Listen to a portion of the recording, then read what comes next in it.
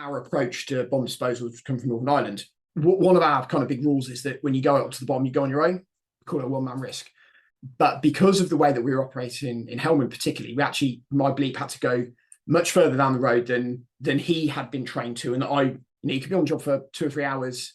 It's hot, it's dangerous. There's firefights happening in the cordon, and you had to go up and down the road several times. But it can take a toll on you, and just physically or emotionally or intellectually.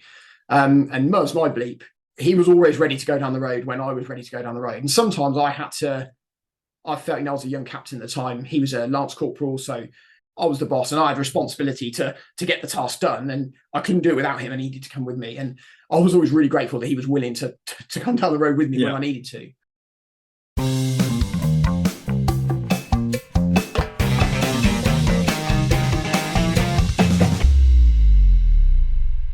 Hello and welcome to Battling with Business with me, Gareth Tennant. For those of you that are new to this podcast, we compare and contrast business and military when it comes to things like teams and teamwork, leaders and leadership, organisations, culture, decision-making and strategy. Normally, it's myself and Chris, but this week we have a slightly different format, so I'm on my own, but we have a very special guest with us. We have Lieutenant Colonel Joe Brown from the Royal Logistics Corps. I think we're going to try and record 2 sessions with you, Joe. Firstly, we're going to look at Joe's career and the journey that he's been on. And then I think we're going to try and do a second session where we focus slightly more on looking at mentoring and coaching and the role of leaders in developing the rest of the team. Colonel Joe has been in the Army for 24 years. He specialised in high threat IED disposal. And so that is bomb disposal to you and me. He recently completed a tour of duty as the commander of an Army logistics regiment and was instrumental in the redeployment of British forces from Afghanistan, whilst also concurrently supporting multinational operations elsewhere. His command was during the height of the COVID lockdowns, and so I suspect there's some nuances around command and leadership that we can explore as we get into this episode. And as if that wasn't enough, he's become something as a specialist in personnel management. And by that, I don't just mean your sort of normal HR, rather focusing on skills, talent management, and particularly in the role of leaders in mentoring and developing other members of the team. He's currently studying for a master's in defence leadership with Cranfield University and was also one of the architects for Programme Castle, which Joe will tell us a little bit more about later on. But as far as I understand it, was the Army's future career structure realignment. Yeah, I think you can call it that. He is also a mentor in the Startup Leadership Programme, which is nothing to do with defence, but is about mentoring the CEOs of startups and helping them develop into better leaders and managers. And I'm sure we'll get into that a little bit too later on. So in this first session, Joe, I'd love to explore your journey, both in the Army and some of your extracurricular sort of activities. And then I said in the second session, I'd like to get into more of a discussion around the role of leaders in mentoring and developing other members of their teams. So we did an episode a couple of weeks back, which I believe you've listened to, with Brigadier John Cresswell, where we looked at fear, adaptation, and ambiguity. I did 2 close combat tours in the Royal Marines, and IEDs are really bloody scary. So how do you manage that in such a small team where your job is about going to where those IEDs are and dealing with those things? And I suppose more interesting to me would be, how do you make the team work when there's this primary role of the ATO, so the ammunition technical officer, who is the person that goes forward and diffuses or deactivates the device? How do you make it about a team? How do you lead and manage that? Well, Gareth, I think thanks for having me and thanks for those questions. I think my experience of EOD or bomb disposal was primarily I did about a year in the UK mainland in 2007 into 2008, where we were supporting UK police, and that was dealing with non-terrorists, grenades found in grandma's attic, that type of thing. Yeah, did that for about a year, and then did another course which qualified me to go to Afghanistan. And so my experience is based on 4 months in Afghanistan, and then I had about 6 weeks off, and they did another 4 months in Iraq. So I'll kind of talk from that experience. But a lot of the Army's approach to this is all steeped in experience from Northern Ireland, and therefore one of my big challenges was actually we were trained to deal with the threat that was in Northern Ireland with Northern Ireland type kit.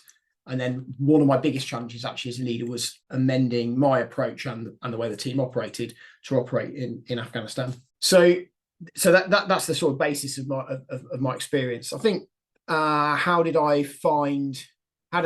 motivate the team to do their job? Well, I was really lucky. I think the team that I led in Helmand there's 4 of us.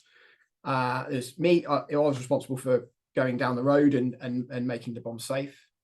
I had a number 2 operator and assistant. Now he, under normal circumstances, would drive a robot, which we like to do a lot of, as much as possible we can in bomb disposal by robot. But we very rarely used a robot in Afghanistan. So actually, what he did was, and that was because of our method of deployment. So we flew everywhere in a helicopter. The robots that we had couldn't really go in helicopters. So a lot of the stuff we had to do, rather than doing it with the robot, we were doing what we called semi-manually, which meant effectively me walking down the road, doing something to the device, retiring to a safe distance, and then taking some action remotely, so blowing something up or cutting something remotely, and then going back down the road and confirming that had worked, and then doing the next stage. So the number 2 operator would help me prepare the explosives and that sort of thing. I also had a 3rd member of the team who we call the Bleep. Yeah, he managed some relatively sensitive equipment that we might sort of call radio jammers that would make the area safe for me to operate. And the 4th member of the team was effectively an infantry escort, but essentially helped us carry some of the kit because, as you all know, soldiers and Marines in Afghanistan carry quite a lot of kit. Our kit was our EOD kit, bomb disposal kit, was quite heavy. So we needed 4 of us. And there was a wider team as well, a search team that came from the Royal Engineers, and they did absolutely essential work. Now, technically, it was a separate team. They kind of joined my team for each task. They were essential to help us be as safe as we could before I made the approach on the device. So that's the team. How did I motivate them? Well, I think everybody that was involved in each of their individual role, everybody was very pleased and proud to have qualified to do it. So there was a feeling of elitism, you might say. People were proud to be part of that team. So I didn't find motivating them very hard. I think there was a couple of things that were interesting dynamics. So I joined the team in Afghanistan. There was 1 or 2 of them I kind of happened to know from the wider army beforehand, but not very well. We hadn't trained together. We'd all done the same courses, but at different times we came together on the ground. I think that was way less than optimum, actually. I mean, we got through it, but it would have been better if we'd have trained together, and then I would have known those people better. Yeah. I think one of the really interesting dynamics I found was that I said that our approach to bomb disposal would come from Northern Ireland. And I mentioned the Bleep, the guy who ran the jammers for me. Well, one of our kind of big rules is that when you go up to the bomb, you go on your own. We call it a one-man risk. But because of the way that we were operating in Helmand particularly, my Bleep had to go much further down the road than he had been trained to, and I would much prefer him to be further away. So it wasn't quite a 2-man risk, but he was much further down the road than me. And sometimes when you're on a job, you could be on a job for 2 or 3 hours. It's hot, it's dangerous. There's firefights happening in the cordon, and you had to go up and down the road several times. And every time you go down the road, ideally you're making that particular bomb safer, so it's less risk every time. But it can take a toll on you, and just physically or emotionally or intellectually. And Muzz, my Bleep, he was always ready to go down the road when I was ready to go down the road. And sometimes I felt I was a young captain at the time. He was a lance corporal, so we're both relatively junior. Me as a junior officer, and relatively junior NCO, but I was the boss, and I had responsibility to get the task done, and I couldn't do it without him. I needed to come with me, and I was always really grateful that he was willing to come down the road with me when I needed to. And I still speak to him occasionally now, actually. That sort of paths have kind of diverted, but we still touch base occasionally on WhatsApp or whatever. And he said to me a few years ago that he thought that I was the bravest operator he'd ever worked with, and I didn't know whether that was a compliment or not, because I thought that maybe he thought that I might have been a bit over brave in some of the things that we did. But I was always grateful that he came with me. Yeah, that's really interesting. And I think there's something further to explore there because I don't think we were ever on the same combat tours. I was on I don't think so. Herrick 9 and 14. But my role as a close combat troop commander was always about managing the team to collectively achieve the task. And of course, that's lots of built-in uncertainties and risk. But it always felt to me like there was a balance of motivating the team to get out and do the job, making sure that they've had enough sleep, making sure that they're well fed, they've got all their equipment and all that kind of husbandry type stuff that you have to do. But then when it actually came to delivering effect and doing the job, so when you're in a firefight or when things are going on the ground, it felt like I was actually restraining and stopping the Marines going too far forward or advancing and so far that they were splitting up the call sign or whatever. So it's more of a coordinating function. So the leadership challenge for me was always about trying to keep lots of people who want to go off and do stuff together to act cohesively, which feels quite different from your role where you're effectively trying to keep a team together so that they can support you to deliver that final effect, albeit you're going to drag along your lance corporal to provide that jamming effect. Yeah, I think. Yeah, I mean, I'd recognise the difference between sort of larger like platoon formations or troop formations, companies, and the role of leaders, particularly officers, in kind of coordinating and keeping people against the plan. I think my team. I asked myself, did I ever have to restrain them? I think perhaps I felt, both a sort of, whether you call it professional, paternalistic, or just normal compassion. I felt a responsibility to make sure I could keep them safe. Yeah. And some of the lads were, they're quite young lads, and it was their first time on the ground. And certainly even the bleep, they're specially trained for it, but actually the parts of the army they joined weren't necessarily, they probably didn't expect themselves to be, right in the thick of it in the Helmand Desert or the Green Zone, sometimes with bayonets fixed. That they weren't necessarily, that's not what they signed up for. Yeah. So I felt, responsibility to make sure that I kept them straight. Sounds a really weird thing, but when I got into theatre, my boss in the EOD group said, "Oh, by the way, you're going to bounce around all around Helmand. You're hardly ever going to be in Bastion." And because of that, our teams, we don't have to shave when we go forward out of Bastion. And he said, and the guys like it because they kind of feel a bit alley. And I thought about it. I was quite young, and I'm normally sort of Victorian dad, but I thought about it. Hang on a minute, like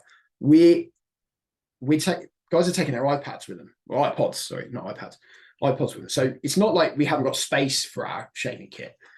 And I thought about it. I thought, well, when we go forward, when we go and support the battle groups, actually we're usually going to their echelons, their sort of safe areas where we're landing usually, and then we go forward. So I wasn't sure that I wanted my team to turn up unshaven because the battle groups were shaving. Yeah. And it sounds like a really basic thing, but I said to my team, look, sorry, in our team, we are shaving because it's not like you can't carry that kit. And I don't want us to feel special. And the people that we're supporting, we're going to ask them to do stuff we're going to ask them to amend their tactics. And the closer we look to them, to like regular soldiers, and that's going to be me that's delivering that message. Yeah. So if you're clean shaven and you look neater, then we're going to win over the sergeant major earlier on when I'm asking them to change the company tactics to keep them safer from particular bomb threat. So that was something, perhaps the closest connection I would have to kind of coordinating and controlling the guys, make sure they kept safe. Yeah. Make sure they did their skills and drills, little things, like making sure that when they loaded their weapons, made ready when they left the forward operating base, we did that in a controlled direction into we have these sort of big sandpit things to aim into, because what I didn't want to do was have one of my people accidentally shoot one of my other people when they were making their weapons safe, because people are tired at the end of the day. So those types of things, the more traditional leader controller perspectives, they came into play. Yeah, I think in the same way that when I led a troop in Iraq not doing bomb disposal, we did those same basic things. Yeah. It's really interesting that when talking to you, you're talking about really basic things. Yeah. Getting getting the blokes to shave so that they feel the part and look the part when interacting with other external audiences. Because when I think about EOD teams, I do think about those teams that flew in off the helicopters to come and save the day. And there's a really interesting dynamic that I'm sure you're familiar with, that whenever we came across a device, I had what I thought was a very, very good troop of very brave, very capable Marines who would actively go looking for a firefight. We went out on the ground trying to find the enemy, trying to close them down. But the idea of a bomb in the ground petrified us. And it was interesting because the EOD teams would come in and they would be the specialists, and they would be the people that would be able to come and disarm that device, make it safe, allow us to get on with our job. And there was this feeling of that you were special, that you were coming in to sort of save the day. But then, interestingly, I had the same EOD team on several missions, and I got to know the ATO quite well, to the commander of the team. And it was interesting that when there were firefights, they were deeply uncomfortable because that was out of their comfort zone. That was what we were comfortable with, but they were perfectly, happy to do things with bombs and IEDs that we absolutely weren't. It was out of our comfort zone. But actually, the little thing about leading a team, organising a team, feel very, very similar. It was about making sure that the basics are done well, that you're recognising the importance and explaining that importance to the team of those basic things, the shaving every day, or the making sure that people have got full water bottles, or whatever it was. The really basic things are what I think are the things that make a good team work. And then that then means that you can all collectively concentrate on those more difficult, challenging and complex things.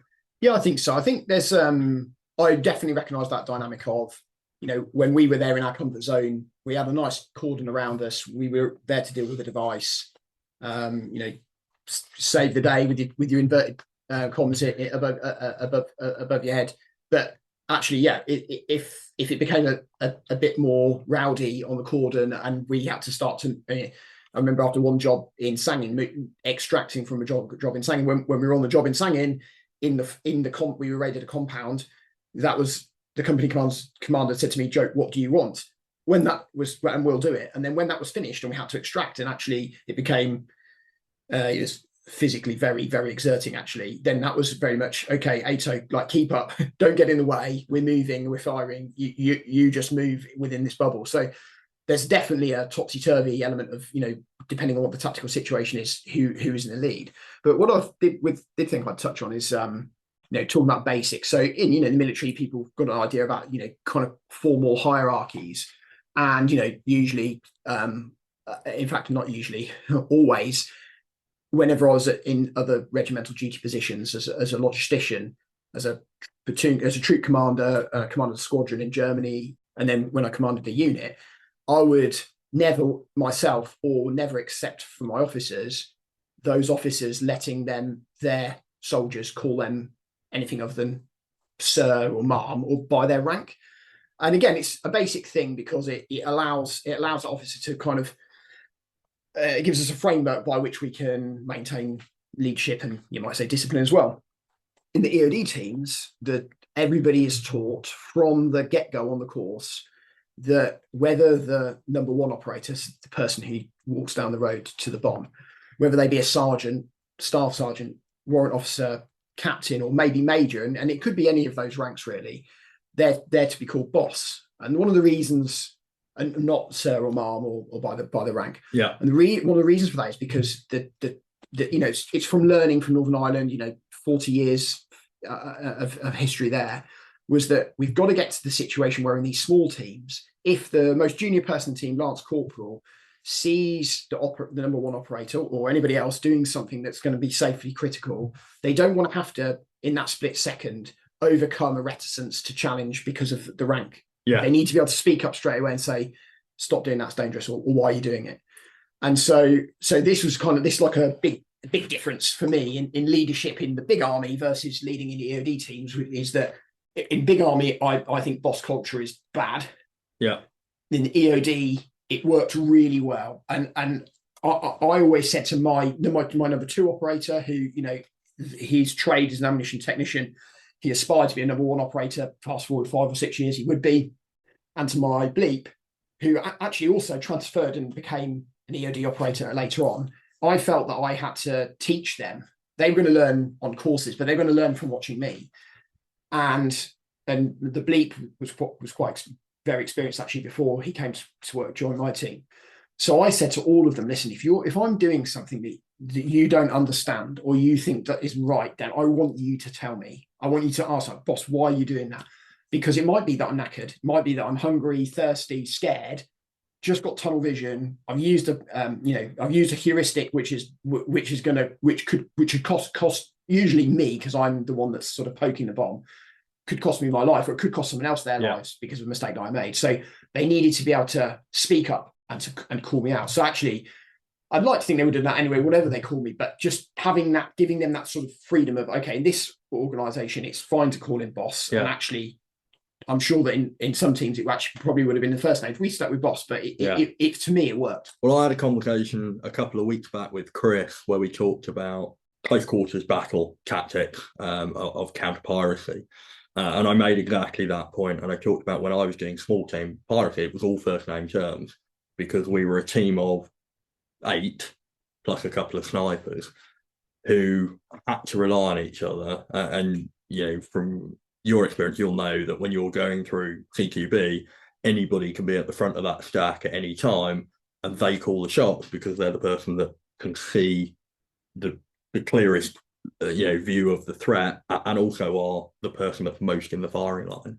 And I think it's a really interesting parallel, because I went through the same thing.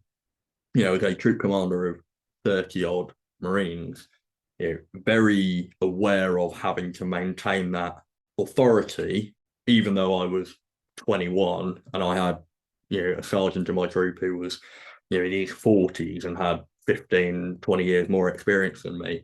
I had Marines, lance corporals who'd got PhDs or master's degrees.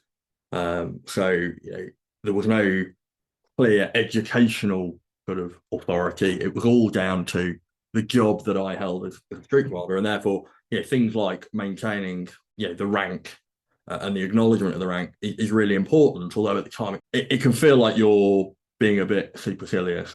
So I think there's a thing here about this. What you mentioned, the masters that I was studying on leadership. There's a French and Raven's 5 forms of social power, which you could read 5 forms of leadership. Yeah. They talk about reward power, punishment power, expert power, informational power, and then referent power, which is, for me, reads almost like, do you respect that person? Are they popular almost? Yeah. I think it's really interesting. Those 5 forms of power, when we have junior officers join the military, or maybe in civilian industry, you have people come, you know, like graduate entrance or whatever, they're perhaps given a position, right? So they've got that positional power, but they if they're worth their salt, they know they don't know that much. So they're not experts. And I think that when you get into smaller teams, you have to kind of rely on the expert. And, you know, my bleep would say to me, well, actually, boss, this frequency is not covered by this bit of kit. So that threat's open to you now. Because of that, we've got to do this. Well, at that point, I've got the positional power. He's got the expert power. I'm going with what he's saying. And I think there's something in that. And that, you know, we kind of, you know, we wear our ranks on our chest in defense. And it's perhaps more obvious than it might be in a business environment, but actually that gives us a framework to say, well, this person's responsible for making this decision. Yeah. If they're worth their salt, they'll look at the experts in the room, or they'll look at the people. And I think the referent one's really interesting, because referent power, I think it's the most useful, but it's potentially the most dangerous, because if you have a culture where the referent leaders are the ones who have got, you know, overly laddish or rogue, and rogue is celebrated, then all of a sudden things start to go rogue. So you got those. I think that model, I think about French and Raven quite often in terms of in situations that I've been in, and I've used it to mentor more my own leaders in my team I said, well, actually, I think you're taking the positional approach here, but really, actually, you might need to go for referent here, or you might need to go for expert. Yeah, I think that's a really interesting model. It's not one I've come across, actually. I will have to look that up and learn a bit more about it. But it definitely rings through to my experience of the different types of teams. And I used to try and, when I was very, very junior, and like you say, you don't have the expert power at that point. You're there because you've been put in that position. And I used to think about it in the same way that my signaller was there to do the signaller's job. My machine gunners were there to do the machine gunner's job. And I was just another part of the team. It just so happened that my job was to cohere that team and bring them together to make sure that they were achieving the mission. And so it was rather less about being the boss and more about my role within the team is about cohering all of their individual skills and skill sets. Having said that, of course, relying heavily on my NCOs, my corporals and my troop sergeant, also to support me in doing that. And in my first tour, my troop sergeant, vastly more experienced than I was in almost every aspect of what I was trying to do, as much as in his own job and his own role. And so we would have lots of conversations, but I would try and keep those where necessary between me and him, to try not to undermine my authority, but absolutely to rely on his expert knowledge. I worked with the same troop sergeant for about a year. Most of that was in pre-deployment training and then through the deployment to Afghanistan. And at the beginning, it was very much you tell me what you think the right thing to do here is. And very rarely would I ever overrule that. And then I will tell the troop what it is. And by the end of that year, it was very much a two-way conversation. And I felt far more confident in making decisions on my own 2 feet, with him sort of intervening rarely when it needed to happen, because he had experience that I didn't have. And that was a transitional process. In the Royal Marines, our initial troop command that year of my life is what we call our phase 2 training. So although we're operational, although I was doing the job, institutionally the organisation see this as a training process where you effectively are an officer but with stabilisers. And then by the end of it, you've learned to ride the bike without those stabilisers. Now is a good opportunity to take a quick break, and when we come back, we can continue to explore going from managing a small team to thinking about developing and bringing others on. See you after the break.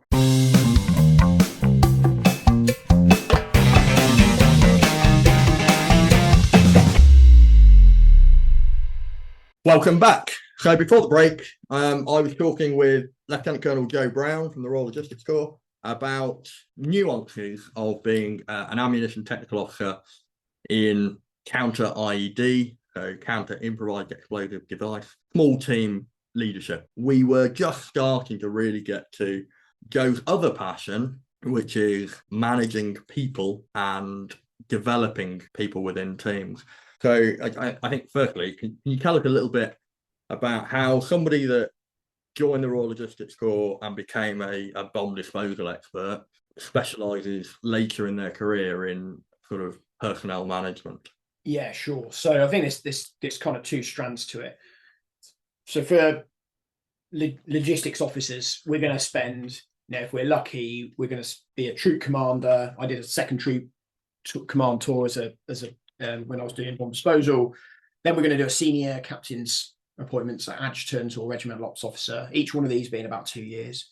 If we're lucky, we're going to do a further 2 years at a later date commanding a squadron. That's like between about 100 and 200 people. And then if you're really, really lucky, as I kind of just finished, you're going to spend another 2 years at a later date commanding a unit. And my unit was 720. But the gaps in between that, you're on the staff. Okay, so you're not working in it at regimental duty, you're working at headquarters, maybe you're writing policy, maybe you're supporting units that are beneath you. When you do those staff jobs, you're either going to be doing one of several career fields. And my career fields have been ops support, which effectively is planning logistics for other people to do, and personnel. So one of my elements of kind of developing others has been through that. specialism within the staff. And was that by choice that you ended up going into the PERS?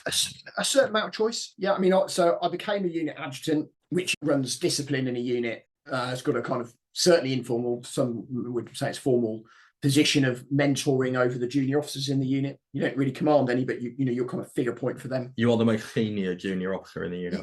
Yeah, that's absolutely right. So, and I did that, and then the first job I did as a junior major after Staff College was in PERS, and because I did PERS then, I kind of continued to do it.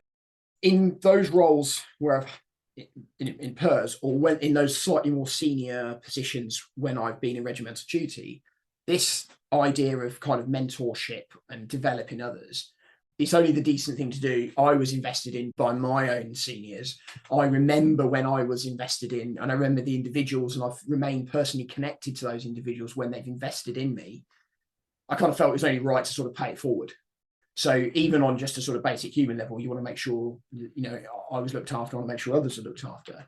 But I think there's another thing, and as a commanding officer, I was talking with my senior NCOs one day. I had did forums with them by rank to get how they were feeling about the unit and how we were operating. And for the senior NCOs, I said, well, so we don't really feel like we ever see our troop commanders. They're always away. They're doing stuff. They're skiing. They're running ranges. They're not behind their desk or on the hangar floor helping the guys manage their vehicles. We really need to see more of them. And I'm perfectly respectful of that. I mean, yeah, having more visible leadership is great. But actually, what I said to them is, we could take the troop commanders, we could take them out of their job now. And you, the senior NCOs, you'd run the troops perfectly effectively. You'd be great. But the issue is, in 6 years' time, we'd have no OCs. Yeah. So the troop commanders are here. They've got to learn how to run their troop. And as you described, learning from your troop sergeant, they've got to learn that in that year or so they've got. But it's only fleeting. And in that time, actually, what they've really got to do is learn how to run a squadron. Yeah. In kind of 6 years, 7 years hence, because we're not able to. We don't recruit people in, and that's, I think, a big difference in defence's challenges versus in industry. If you're in industry and you want somebody to lead a team that's got a specific skill set, you go and get it. And if you need to pay more to get it, then you will do. Defense is not doing that. Defense is growing its leaders from the inside. So our structures has got our formal structures, and the stuff that good leaders do around the outside is about, if you're not making the next set of leaders, you're not leading yourself. Yeah, and that's a really interesting parallel with industry. But of course, it begs the question, like, if you're outsourcing and you're going to get that skill set, that middle management, if you like, to come in and be the expert, how did they get their experience? Yeah, absolutely. So within any organization, there has to be development somewhere, whether that's a formal agreed development process or not. And I'm reminded about, I'm fortunate in my career that I served in army units. I served in an army unit with you at one point. I served in Royal Marine units, obviously. I served in an Air Force squadron, but I also served on Navy ships, especially when I was doing the counter-piracy operations. And the Navy have a very different culture, a very different approach, because the job is very different.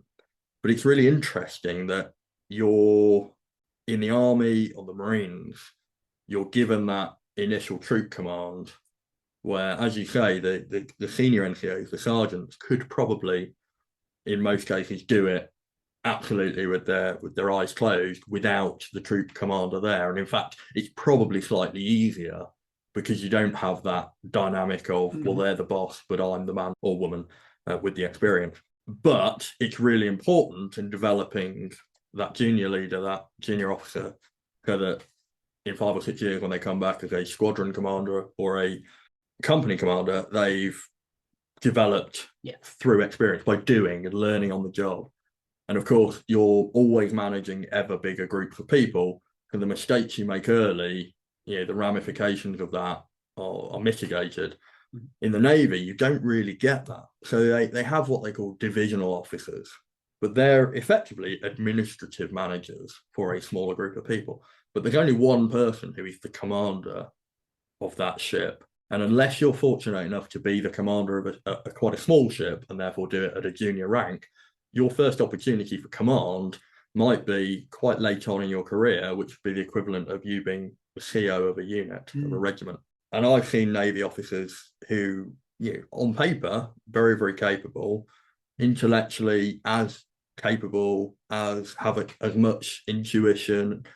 They've got in as much experience in terms of time in service, but because they've never been in a position where they're allowed to make those mistakes, are making those mistakes in their command, being the CEO of the ship. And the ramifications of that are so much larger. And I do think there are a lot of really positive things about the Navy culture, but I do think it's one of the challenges that they have that in the Army and the Marines we've mitigated out by developing our people earlier and in a more graduated way.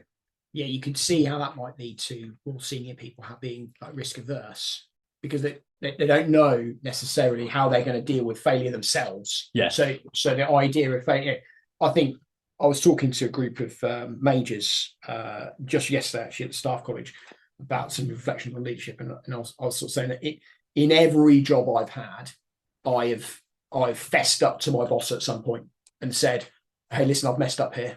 Every single job I've ever had, I've said, "Listen, this thing's not gone. This thing has not gone as well as I think it should have, or it's not going to go as well." And I said to them, I was fortunate that all of my bosses in turn were relatively enlightened and didn't hang me out to dry for it. And actually, I think it built trust because they knew then that going forward, if I wasn't going to see themselves going wrong, then they knew if it was well. So I think there's a thing in there that you as you go through your careers and you move from smaller teams to bigger teams, you get used to kind of this muscle memory of being open and honest with your boss. Interestingly, when I made this point, one of the people that were in the group said to me, "So you call it fessing up? Do you fess down? Do you tell your teams when you've messed up?" And I said to him, "Well, actually, I kind of believe that I do actually.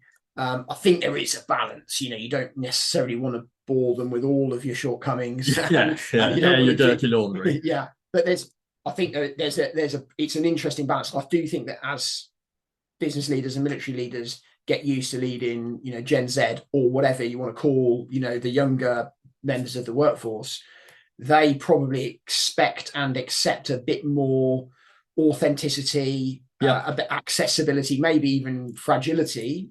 Interesting if you consider that in the military context, might not necessarily be hugely welcome, but they probably expect it and they probably accept it more than even when when us 40-year-olds joined defence, it wasn't really a thing. Yeah, certainly not. And I think it aligns very much to some of the conversations Chris and I have had about empowerment and the idea of mission command, ALSTRAP tactic, and this idea of telling people what they need to achieve, but not how to do it, giving them the resources to do it. But of course, to do that, and we talk a lot in industry at the moment about empowerment, but it's not as simple as just delegating that decision down. You've got to bring those people with you. You've got to build the trust. And as you were talking there about fessing up or fessing down and exposing shortcomings or failings or whatever, that honesty is what builds that trust, isn't it? That's what allows you to know that if somebody does something that is beyond their capability, they're going to come back and say, "I didn't get that right." And that's collectively where we can learn lessons. There's another element to that, I think, though, which is being honest about where the other person isn't achieving what they're supposed to achieve. And I think that's easy to do downward. It's easy to tell a subordinate that they're not meeting your expectations. Much, much harder to do upward. Yeah, I think it is. I can't think of a situation where I've in real time said to my boss, "Listen, I don't think you're delivering." I think I've probably asked questions of them in a specific way, so to drive the behaviour in them that allowed me to do my job better. An example being, in fact, someone that we worked together back in 2016, 2017, always talk to me about when he's having an interaction with somebody, he used his ABC. It's like, what's the audience that I'm talking to? What behaviour do I want them at the end to have at the end of this interaction? And then the C, it was slightly convoluted. It was, what's the comms vector to get there? So who am I talking to? What do I want them to do? And how do I achieve it? And I use that framework when I then worked for another senior leader in defence who would say to me, "Listen, Joe, I need you to produce something for me, slide, paper, whatever." and I'll say, listen, great. What's the audience? And what behavior do you want at the end of it? Yeah. And I've noticed now, but more recently, as he's tasked me to do those types of things, he's started to be a bit more specific about who they are before I've asked it. Now, it's not necessarily, I'm not saying it's because of my feedback to him, but I think it's quite a useful piece. So that's perhaps an example where not where he was deficient before, but maybe through our time working together, he reacted and adjusted to the questions that I posed to him. Yeah. And from my perspective, it made it more efficient us working together, because I felt like I could get closer to what he wanted first time, rather than taking I really like that. drafts. So that's audience, behavior, comms vector. Yeah, and the comms vector, if you're going to use outside the context I'm going to use, if you can use the ABC, the comms vector might be, well, actually, don't just assume that if you're asked to produce a PowerPoint slide, then actually the answer is a PowerPoint slide. It could be a video that you record on your phone, like a vlog, and you send it to somebody on WhatsApp. It might be an email, it might be a phone call, but it's about being deliberate in the way that you communicate your ideas with different audiences. Yeah, I really like that. There was something you said as well about, you couldn't think of a time where you've stood up and told a senior officer, that what they're doing, they're not delivering, I think, with the word you use. And I'm racking my brains. And apart from where I've been specifically asked to red team, which is a very separate, you're not assessing them as a leader, you're assessing their plan, and you're expected to challenge, which I have done. I can't think of an example of where I've effectively given impromptu feedback to my boss. It's not a culture where that is done widely. I have refused orders where I've thought the order was illegal. I'm not going to go into the details of that, but that straight away raises a really interesting conversation.